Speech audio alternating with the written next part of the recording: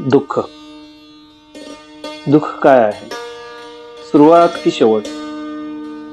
वरवर पाहता शेवट, पण विचार केला तर शेवट असं काही नसतंच. ते आपल्या मानण्यावर आहे आणि असतं हेच खरं. असं आनंदी असताना म्हणणं सोपं आहे हो. तेवढंच दुःखात असताना म्हणणं जेव्हा सोपं होईल ना, तेव्हा आपण सुख दुःखाच्या गणितात जिंकलो असं म्हणता येईल. नक्कीच.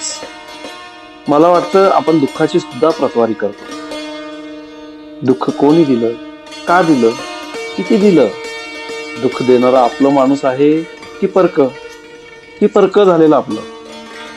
त्यावर त्या दुःखाची आपल्या जीवनातील तीव्रता अवलंबून असते.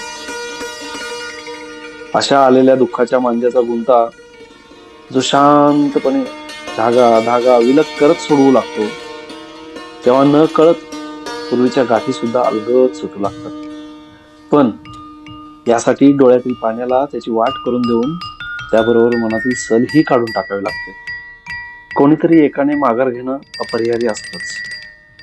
खरं सांगू, मीच का, याला कधी कोणाला उत्तर मिळालं असेल असं मला तरी वाटत नाही. असा विचार आणि कृती करणाऱ्याला एक गोष्ट भेट म्हणून नक्कीच मिळते. काय? शेवटी मिळतं सावळ्या सुंदर डोळ्यातील समाधानाचे निर्मळ पाणी. कधी कधी एकाकी पण नाही. राधा.